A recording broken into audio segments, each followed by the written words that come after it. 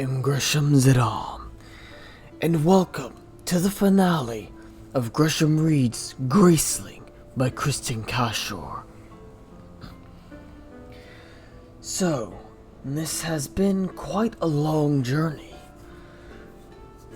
A grand total of 40 chapters for this brilliant... Oh, didn't mean to bump that. A grand total of 40 chapters in total, if you count the epilogue as chapter 40.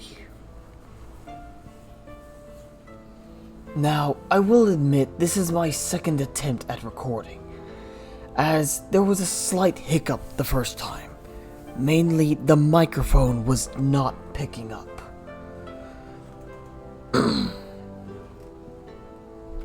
But luckily we have that fixed now, and we will continue with this story. So, do stick around and join me for the last 2 chapters of this brilliant story. And if you enjoyed this story, be sure to leave a like and a comment down below with suggestions for what I should read next once my hiatus from the channel is over.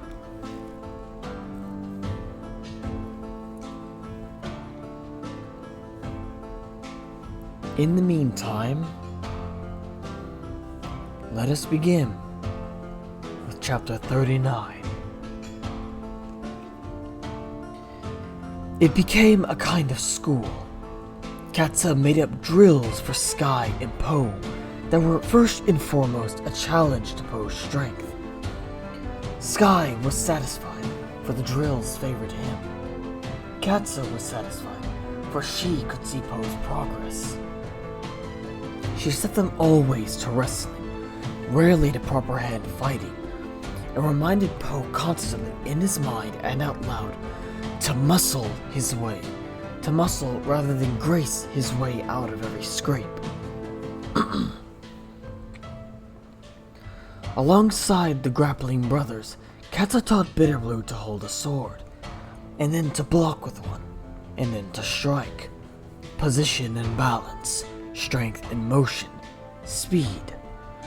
The child was awkward at first with the sword, as she had been with the knife. But she worked stubbornly, and like Poe, she made progress. And Katza's school grew. The guards and messengers couldn't resist the spectacle of Lady Katza teaching swordplay to their young queen, or the lion-eyed Graceling and his brother wrestling each other into the ground.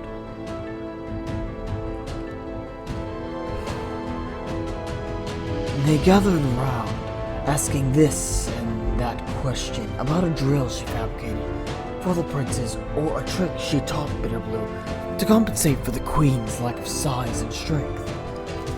Before Katza knew it, she was teaching the trick to a pair of young soldiers from Munsee's southern shore, and devising a drill to improve the opposite hand swordplay of Bitterblue's guards. Katza enjoyed it thoroughly. It pleased her to watch her students grow stronger. And Poe did grow stronger. He continued to lose at wrestling, but each time his defeat took longer, and still longer. His balance, his control, improved. The battles became increasingly amusing, partly because the brothers were so evenly matched, and partly because as the snow melted, the yard turned into a morass of mud. Of course, they liked nothing better than to smear the mud in each other's faces. If it weren't for Poe's eyes, most days the brothers would be indistinguishable. The day came when one of the mud-covered princes pinned the other to the ground and shouted his victory. And Katza looked over to find that the brother on top was, for the first time, Poe. He leapt to his feet, laughing, and shot a wicked grin at Katza. He wiped the mud from his face and crooked his finger at her. "Come here, Wildcat. You're next." Katza leaned on her sword and laughed. "It took you half an hour to pin your brother. And you think you're ready for me? Come mud wrestle with me. I'll flatten you like a spider. Katza turned back to the exercise she was teaching Bitterblue. When you can beat Sky easily, then I'll mud wrestle you. She spoke sternly, but she couldn't hide from him her pleasure, nor could he hide his own. He comforted his poor moaning brother, who recognized from his vantage point on the ground the beginning of the end. Katza found him changed as an opponent, less because of the sight he'd lost than because of the sensitivity he'd gained with his growing grace. When they fought now, he could sense not just her body and her intention, but the force of her blows before they struck, the direction of her momentum, her balance and imbalance, and how to capitalize on it. He was not back to full strength yet, and sometimes his own balance still tricked him.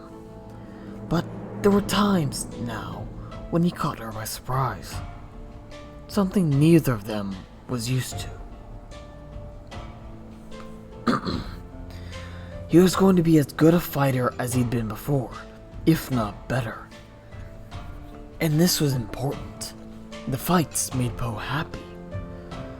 Bitterblue did not stay long past the start of spring. Sky followed her sometime thereafter, summoned by his father to Lex City to assist with the imminent coronation. And finally, Katza and Poe made the journey themselves to the city that was soon to assume Bitterblue's name. I must admit, that is odd that the capital of this country would change based on who the ruler was. It is interesting, that's for sure.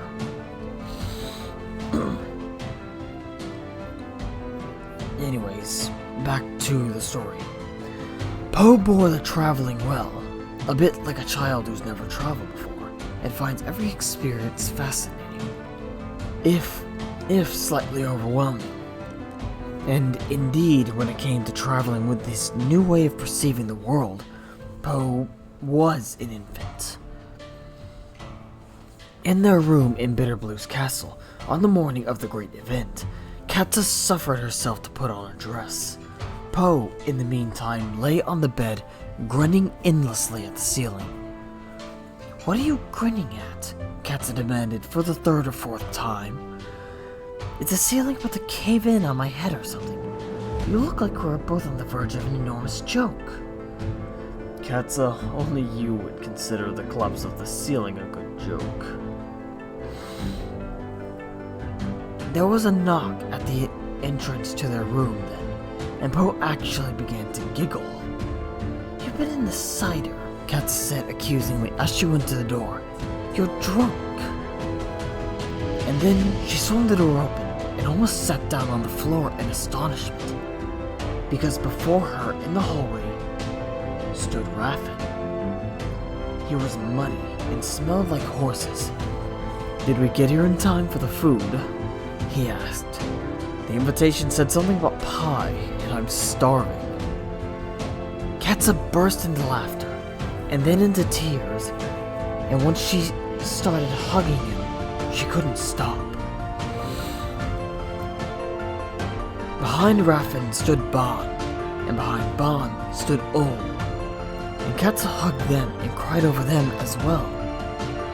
"You didn't tell me you were coming," she kept saying. "You didn't tell us you were coming. No one ever told me you were invited." "And you're one to speak of sending word," Raffen said.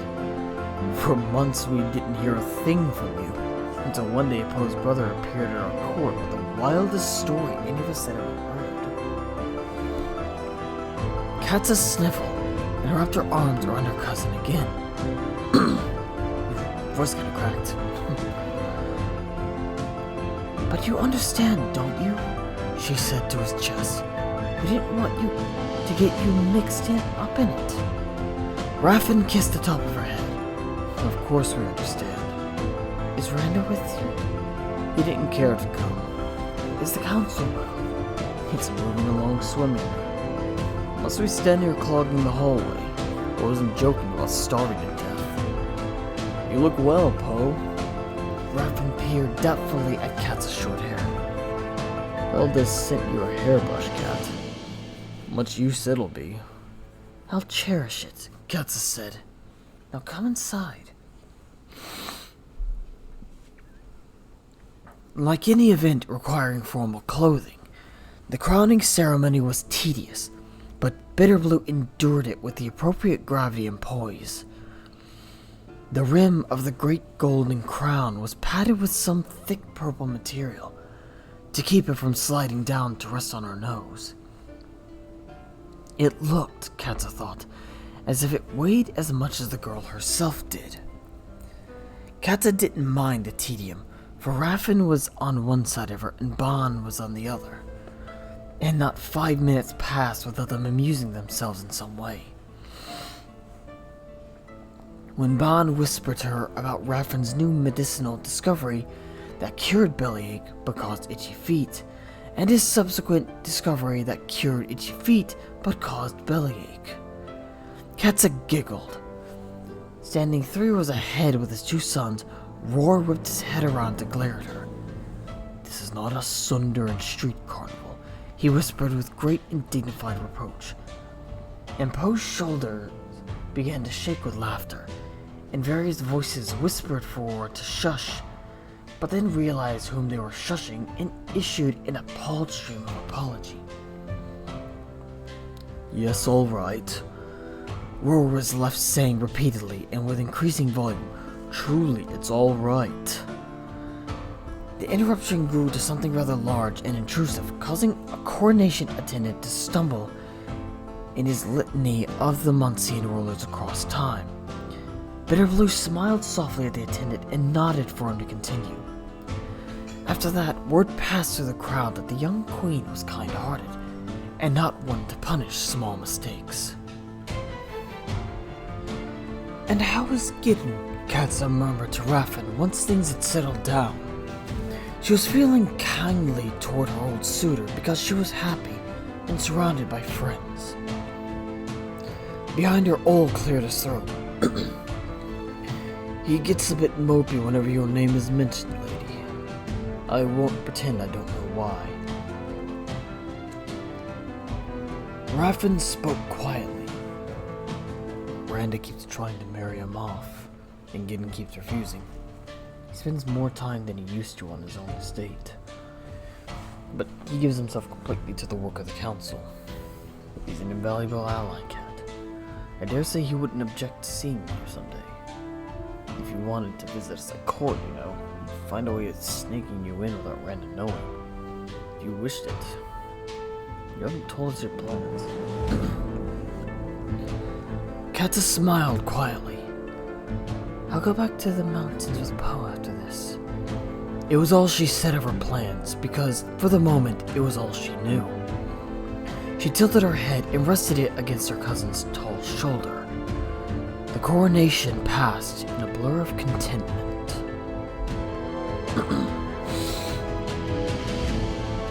And we have the epilogue, or chapter 40 or whatever you would like to call it. And they swam through the tunnel, Katza and Poe, and burst into the black air of the cave. They hoisted themselves onto the rocks and wrung what water they could from their clothing. Take my hand, Poe said. He led her up an uneven slope jutted with rocks. Katza could see nothing in the darkness, not even the slightest shape. She tripped and swore. Where exactly are we going? To the beach, he said. He stopped and lifted her over some rock formation she couldn't see. When he put her down, her feet touched something gritty and soft. Sand. Outside, the trees were green with... Good lord, my voice cracked again. Outside, the trees were green with spring's end, and the sun thawed the world. But inside this cave, it was always a cold season. They sat on the sand, huddled against each other to keep warm. And shivering led to playful pushing, and pushing to roughhousing. And before long, they were laughing and wrestling full tilt on the ground, their wet hair and clothing full of sand. Finally, pinned against her, Poe whispered a surrender, running his hand along the back of her leg in a manner that was distinctively uncombative. And the wrestling turned to something slow and gentle and yielding, and they were warm and occupied with each other for some time.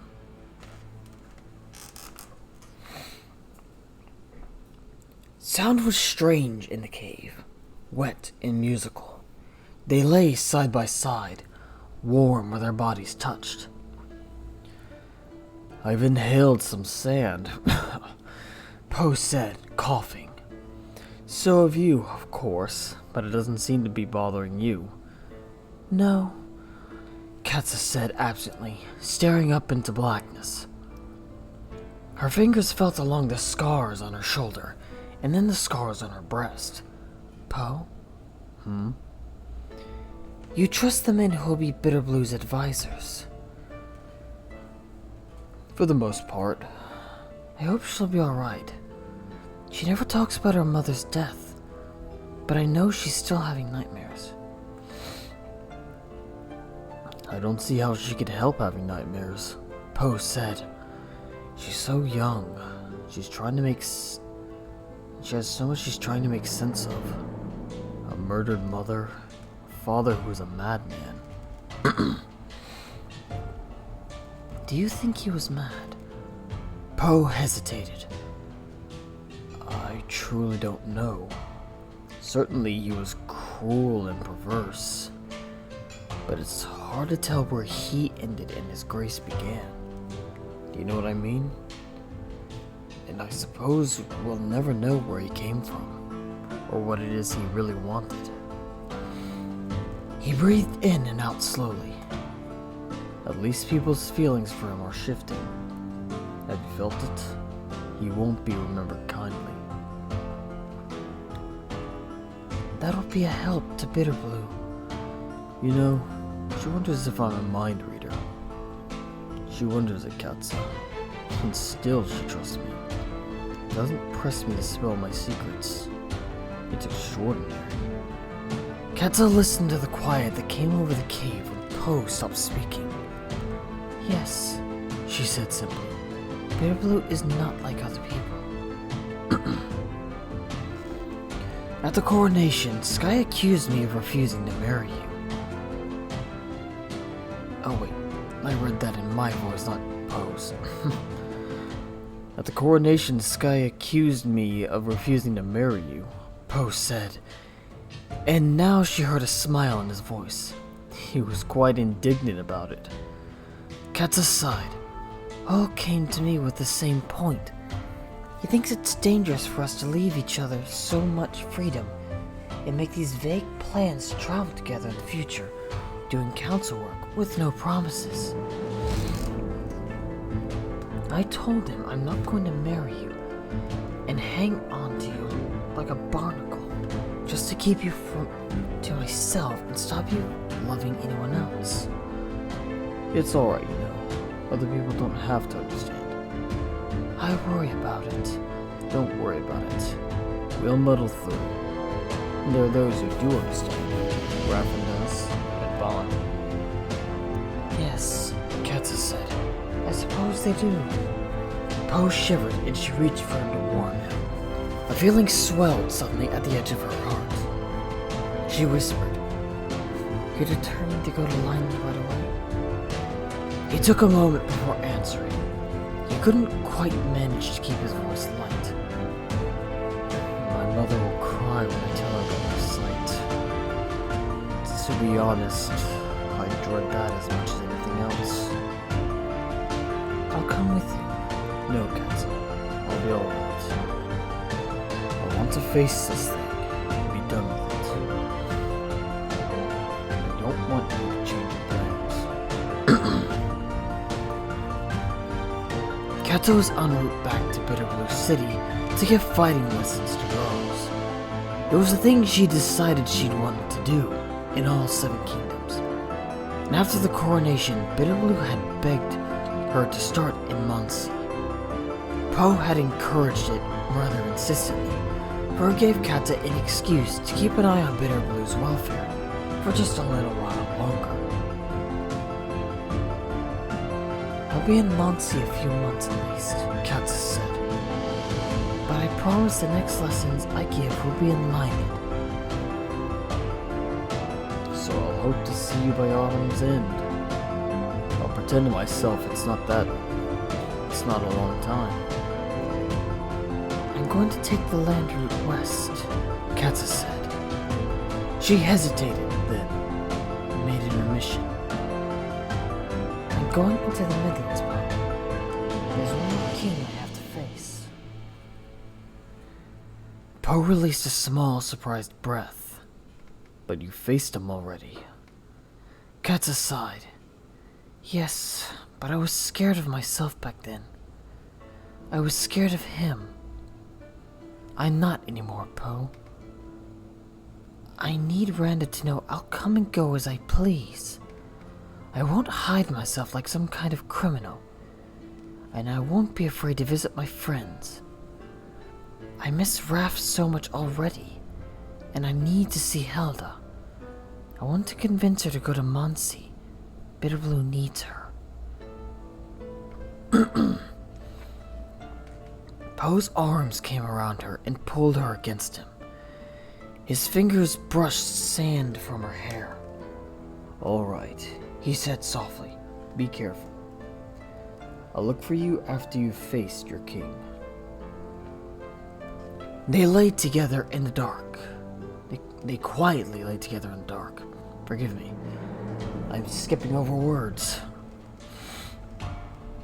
Kato settled her head against his chest. She heard lapping water and its echo. She heard the pulse of his blood through his skin. You know, he said, I wish you could see this cave. What's it like? He paused. It's beautiful, really. Tell me. And so, Poe described to Kato what hid in the blackness of the cave. And outside, the world awaited them.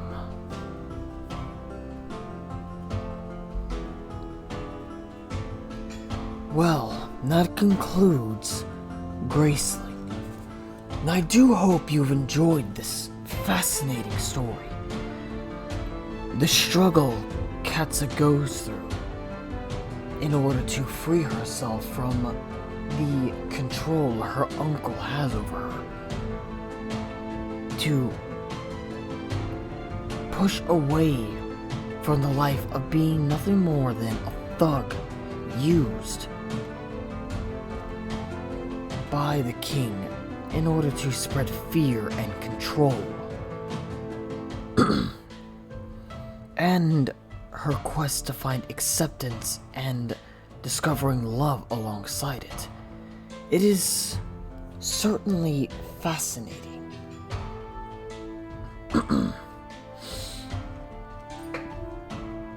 Anyways, thank you all so much for joining me for this story.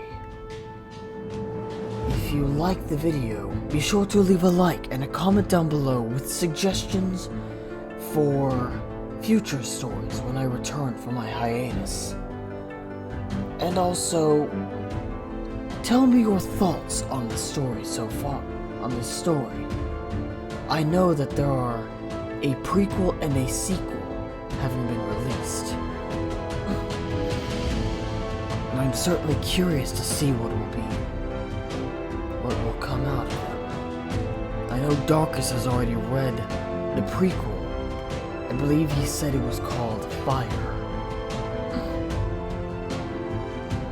Anyways, in the meantime, thank you all so much for joining me. If you enjoy the content on this channel, feel free to subscribe and ring the notification bell so you know whenever I decide to crack open another book to read along with you all. I am Gresham Ziddam,